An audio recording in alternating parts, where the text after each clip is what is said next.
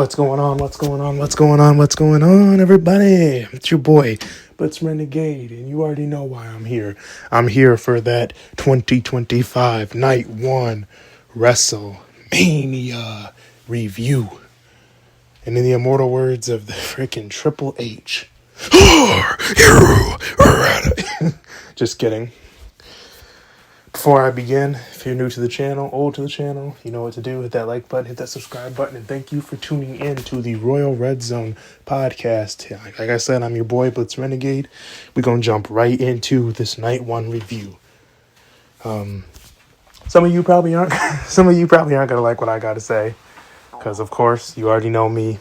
I didn't like this in really a lot of this in the slightest. I didn't like, I guess I should just start watching it for what it's worth, but I can't. But I didn't like this in the slightest. So, Night 1 opened up with a Dana White vignette. Dana White talked about the city of Las Vegas because he's the TKO. He's the other side of the TKO. He's the UFC side, and he's the president of the UFC. And then there's the WWE president, which is Nick Khan. So he did a little vignette for the WWE for WrestleMania, and vignette was pretty cool, but he just talked about the city and welcomed all the fans into welcomed them to his city of Las Vegas. And then the real show began. They did the little then, now, forever, together. And then you already know, you hear Triple H's voice. We already know what that was going to be, bro. We already know. Ego on 10, standing out in the middle of the ring before the show even started. I texted my brother, and I'm like, this guy, bro. This guy in the ring. I even put it on my channel. There's a video. I put it on my channel of me saying that, get ready for Triple H to be out in the ring. He did everything except for ask, are you ready? But music hit. And he did all that. I don't think he said it was the largest gate, but he's probably going to do that at the post-media scrum. So, yep, that was that. And then the first match began with main event Jey Uso, which is crazy that they're still billing him as main event Jey Uso, because in the immortal words of BC Amplified, he's opened the show. He's opened the show, Jey Uso. He ain't main eventing nothing. So the match was actually terrible, like everybody thought and predicted. Gunther's officially buried 2 years in a row. I saw on X, or I saw a post on either X or Facebook, that Gunther is now 51-4, and I think 2 of those are at WrestleMania. So awesome. He's literally buried. Before I talk about that, though, I do want to talk about WWE signing with AAA. The Lucha Libre. I think that's a terrible idea, in my little humble opinion. My 2 cents is because they already don't know what they're doing with the people that they have, and they group all the luchadors and the Hispanic wrestlers together anyway. So, and they don't take that seriously. Look at what they're doing with El Grande Americano. They don't take the lucha and the Mexican heritage seriously. They're disrespectful. So I don't know why. I mean, it's good. It isn't even good for AAA. Honestly, it's gonna get so watered down in America. Like, what's that word? Just American catered to, and the marks over here in America are just gonna ruin it. Just like how they did New Japan and all this other promotions. They're just gonna water it down and get involved in it and just be nasty neckbeardish. So I wish that other promotions would just stay, would just stay indie. But I get it. You see that check that you could potentially be getting from World Wrestling Federation, World Wrestling Entertainment, and you just can't turn that money down. Like, I'm sure they got a bag. Plus, flew out to WrestleMania, flew out in Vegas, all your execs there. The Saudi prince was there, so like there's just so much money to be made. Like, how could you not? But I wish that they wouldn't have. It's basically like selling their soul. But I wish they wouldn't have did that. But everyone has a price, and they were obviously bought with the price. So let's get back into that the Gunther versus Jey Uso match. Like I said, Gunther's buried. This is the second time at a Mania where he's had a long reign. He's gone undefeated for a year and then loses. And now he lost to another jobber. He had the same story last year. I'm not afraid of you. I'm the underdog. I'm going to beat you, with Kevin Owens as Sami Zayn's guy. And then now Jey Uso as Jimmy Uso as Jey Uso's guy. So I don't know where you go now with Gunther. I don't know, but they got to figure something out. In my humble opinion, I think he should either just quit.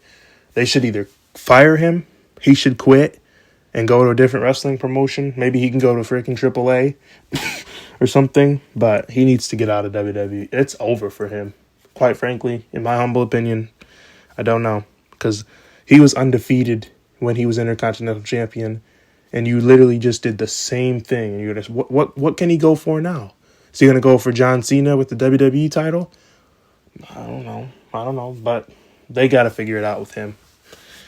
So, yeah, I cannot believe that. You heard in that interview, he said, I was hoping to be feuding with CM Punks and the John Cenas and the Seth Rollins and the Roman Reigns and the Damian Priests and the Drew McIntyres, but instead I'm out here with a tag teamer. But congratulations to Jey Uso. I don't want to hate on him too bad because, it's not his fault. He was a tag teamer and stuff like that. So congratulations to him for sure. He did his thing. And, we're happy for him for sure. But it's just we know what a wrestler, he's a tag team guy. We know what he was put in this industry for, and what they at least what they presented to him at least what they presented him to us as. So they're going to have to build him as a real singles competitor now and actually make him, a believable singles guy. I wish they would have did that before just putting the belt on him. Build him up more. But because he's a theme song and he's a a yeet, and a catchphrase, they just were okay. But then you can't do the same for LA Knight. Okay. Moving on. Congratulations, Jey Uso. But I just hope that you're the real deal. Moving on to the War Raiders versus the New Day. This was just some straight up terrible garbage. I don't even know why. This shouldn't have even been on WrestleMania, bro. This wasn't even a Raw match. This is the opening show of Raw. The opening segment. The New Day won. I don't even know how many times they've been world tag team champions, but again, the War Raiders should never ever consider being on a pay-per-view ever, and especially WrestleMania. But they lost, which is good. And then but I would have put in the Motor City Machine Bums and all that ladder match, whatever that tag team ladder match was, with the Street Profits and the Motor City Machine Bums and maybe Pretty Deadly and Low Scars. I don't know who the teams are, but I would have put that on this any day of the week and not Kofi and all them. That match was sloppy and weird. So it was just So moving on, Jade Cargill was next versus Naomi. It was a lot of hype, but there was a little payoff. We all knew Jade was going to win. I think Jade crushed her. I'm not going to lie to you. I was moving at that point. I was moving from one location to another to get ready to watch the match. And I think when I got in my car, when I left the location that I was at, when I left location A and got in my car, started moving to get it loaded up, Jade's music she was pinning Naomi. She had hit the what's her move called? Jade's move is called I don't even know. But she had hit her finishing move, and then her music had played, and then that was it. So, yeah, we knew Jade won. Again, I don't know if that was WrestleMania worthy. They had already paid it off when Naomi had beat her up. They had already paid it off, so I don't think that match even deserved to be at WrestleMania. But it was okay. What it did what it had to do, I guess. But it was nice to see them both on the card. How about that? But maybe it just didn't need to be there. Okay. I think match number 4 was Chad Gable as El Grande Americano. Shout out VC Amplified. The Starbucks coffee order versus Rey Fenix. He filled in for Rey Mysterio because for some odd reason last night they thought it was a good idea to have their 50-year-old in a match. The oldest dude on the roster in a match competing for some odd reason against the dude he's going to take on at Mania anyway. Ray got hurt, obviously, so they had to pull an audible. And I don't know. I don't know how I feel about this El Grande Americano. I would much rather just see Chad Gable out there competing for the IC, the US title, the world title, the WWE title. I would love to see him versus, come on now, American Made versus the American Nightmare. Like, get Cody some, like, henchmen or something like that. You know, get some guys in a suit to protect Cody. Have them feud with Chad Gable. That would be so fire. Get Chad Gable like a manager or something, and get Cody a manager. Man, that would just, I don't know. I feel like you could do so much more than what they're doing, and having him play in basically like a jobber role. I don't know. Obviously, you guys all know. I don't even know who won that, to be honest. I think El Grande Americana won. But like I said, that was forgettable. The gimmick is stupid. I don't think I think it's funny. It's comedic relief, but again, not a WrestleMania match, in my honest opinion, in my humble opinion. So, next up, we had Jacob Fatu, the Samoan Werewolf, versus L.A. Knight, for the U.S. Championship. Huge win for Jacob Fatu, which, shout out Jacob Fatu. I figured he was going to win, and I'm actually quite happy for him. I said yesterday in one of the videos I made that I kind of want to see him get pushed for the rest of 2025. So, and then that documentary that Roman made last year, he talked about how last WrestleMania was about putting his family over. So Jay went over, and now his youngest cousin, Jay's youngest brother, Jacob Fatu, went over. And hopefully this will spring LA Knight into not even the upper mid card, but the main event scene, because that's where he belongs, in the main event scene. So this is good. LA Knight will be moving up, hopefully, on the big stage, the real stage, because he's so over, and it's fine. I'm cool with this. I mean, the match was all right. LA Knight pulled up in that Maserati. It was tough. But yeah, other than that, I'm happy. Big win for Jake. I'm satisfied with that. Big win for Jacob, and I know LA Knight is going to go on and move on to do great things. So, after that, we had Tiffany Stratton versus Charlotte Flair for the WWE Women's Championship. It was Tiffy time tonight, baby. Tiffy beat Charlotte clean, and she finally got that monkey off of her back. Because if Charlotte would have won, we would have rioted. I am so glad that Charlotte did not just get to walk back into WWE after being hurt all that time and just be able to just win. So I'm happy about that, because Charlotte Flair is literally just Nepo, baby. Just a Nepo queen. Nepo terribleness. And so nobody wanted that, to see that. So congratulations, Tiffy time. Charlotte, try again next year. Or don't. Stay heavy on the don't. Before I move on to the main event, I meant to talk about this. Sexy boy Shawn Michaels. He came out and with a straight face, all happy and excited, he came out and announced that 61,000 people were at WrestleMania 41. And guess what he called it? He called it a sellout crowd. Now, I'm a big football fan. I obviously know that football, I know off the top of dome that football stadium, when it's full capacity, can hold 65,000 to 70,000 people at full capacity. Now, 61,000 for a wrestling event? That doesn't sound, that don't sound right. It just doesn't sound right. I don't think that they sold that out. And from all the reports that I was hearing from the local YouTube channels that I watch, it wasn't sounding very promising. It didn't sound at all as if WWE had sold anything out. So I don't know where they're getting their numbers from, and I don't know why they would make my dog HBK go out there and make a fool out of himself and go straight-faced tell them that they sold out, knowing dang well that they didn't. But somebody got to do it.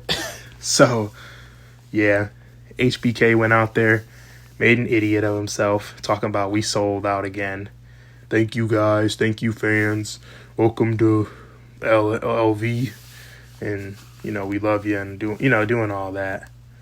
So, yeah, there's no way they sold out. No way in hell. No way at all. Then the other thing I wanted to talk about was, obviously you already know, Triple H doing it again. So they did the Hall of Fame thing, and I'm sitting here chilling watching it at my house when I finally got to my house, watching it with my girlfriend when she got here. They did that. They were like, and now we're going to introduce the 2025 Hall of Fame class. And I bet money. I didn't even bet money. I bet you this. Watch. I said, Triple H is about to come out and, just act an idiot. Yeah, they panned the camera to Stone Cold and Brett. They panned it to Michelle McCool. They panned it to the Natural Disasters. They panned it to Lex Luger. Or actually, I don't even know if Lex Luger was there, but anyway, they panned it to everybody they had to pan it to. All the people got their little weak pop. And then, behold the game, the King of Kings. And then his little song plays, and he gets everybody, all the jobbers, marks, and attendants get all hyped up and start bowing down to their Lord and their King, Triple H. They'll do whatever he tells them to do, of course. And he goes out and he shakes everybody's hand, and Bret Hart's looking like this dude, bruh. Bret Hart's like this dude, and Shawn Michaels flipped the camera off and they couldn't show it. And everybody's just like falling in line. Besides Bret Hart, he's like, this guy, I can't stand this guy. And I'm just like, oh my Lord, this again? Like, it's to the point now where I'm just like laughing. Like, just laughing, but like not thinking it's funny. I'm just laughing it off. Like, this is just who he is. Like, he's just egotistical. He's an egomaniac. Like, I would really love it if he just stayed behind the curtain and we didn't know who was pulling the strings back there. Because like I said, one day it's when everything's going great, which it really hasn't been going great, but when he does stuff that the fans want, who he wishes that they would just be fans, when he does stuff that they want, he's the one. Papa H is cooking, all that goofy terminology that they use. But then when stuff like what happened last week, when the fans get too loud and get too ruckus, I wish you guys would shut up. I wish you guys would just be fans. I wish you guys would. And then we go to the Hall of Fame ceremony. Like, he's saying this as he's being inducted in the Hall of Fame and people are cheering, you deserve it. And it's like, why are you guys giving him that acknowledgement? And like, yes, he deserves it. Duh. But are we serious? Bret Hart has a better, if not the same, if not better of a career than him. And obviously Stone Cold is top 3 on Mount Rushmore. Hogan, Rock, Cold and Cena, or Hogan, Undertaker, Rock, Cena. Like, come on now. Like, those 4 to 5 right there that I just named, you can take out Undertaker, Cena, Rock, or Austin, or Hogan. Like, you can take out whoever you like. Those are the 5 right there. Triple H isn't even top. I don't even know if Triple H is like top 15. I seriously don't know if he's top 15. He definitely ain't better than Bret. He's not better than Shawn. He's not better than Undertaker. He's not better than Rock. Like, you start getting down the list and you're like, I mean, he's up there. He's top like 25, but I'm not putting him in the top 15, top 10.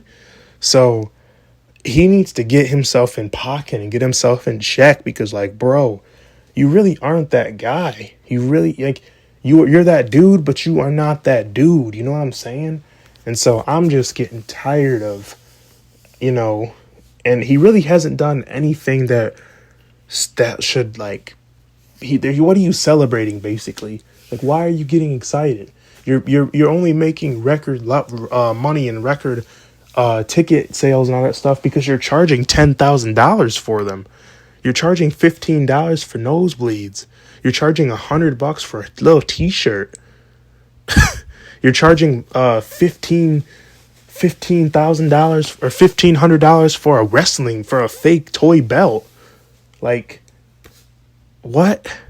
So, yeah, and then it's just funny when they come out like Sean and they come out there and they brag about how they sold out, even though they're obviously lying. And then they just brag to people about how much money that they spent. You guys spent this much money and now we're rich. Ha ha ha, So I don't know. I'm not mad at Sean, obviously.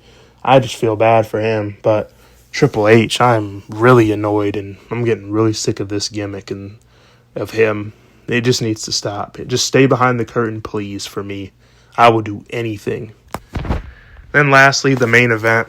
Seth Rollins versus Roman Reigns versus CM Punk in that triple threat match that everybody was so overhyped for. Overbooked, overproduced. A couple interferences from Paul Heyman, basically. Roman hawked up and put both of them through a table. Through the poker table. Finally, they actually put them through the Spanish table and the American table. And then Seth kept on wanting Roman to help him. Roman wouldn't. I felt like Rollins was taking a lot of the damage in this match. It was like a 50-50 between Roman and Punk. And then it was like 25, like maybe even like 15. Seth wasn't doing much damage until the two low blows from Paul Heyman, obviously. Two low blows, and then the dreaded Shield callback that they love to stroke off about. The little dreaded Shield callback. So they did the little callback, and Paul Heyman took Seth Rollins aside, and that was it. The show after that, Paul Heyman walked out with his new girlfriend, Seth Rollins, and that was the end of the WrestleMania. Went off the air after that, and everybody was acting all surprised and all that. But we all knew this was going to happen. Like, who else was there to turn to, or what else was there to do? So my brother's upstairs all hyped, talking about Seth Rollins is the best heel in WWE history and just going off. And it's like, man, get out of my face. So, I don't know. This WrestleMania it didn't do it for me. Night one wasn't that good. The highest I could give this is like a 4. The lowest was like probably a 0. I'll probably give this night one a 4. Really predictable, really overproduced, overdone. We'll see if tomorrow is better. But that's it from your boy Blitz Renegade. Thank you guys for tuning in to the Royal Red Zone podcast. You already know what to do. Hit that like button, hit that subscribe button, share this video with your friends. Get down in that comment section. And we will be back tomorrow on Easter Sunday. I want to let you guys know Happy Easter in advance, because this video will be posted on Easter. So you'll be able to see this video, as soon as it's uploaded. And thank you guys for all the support. Have a great night. No holds barred, no flags thrown, and sometimes no fouls drawn. Thank you guys again. Have a great night, and we'll see you in the morning. Goodbye.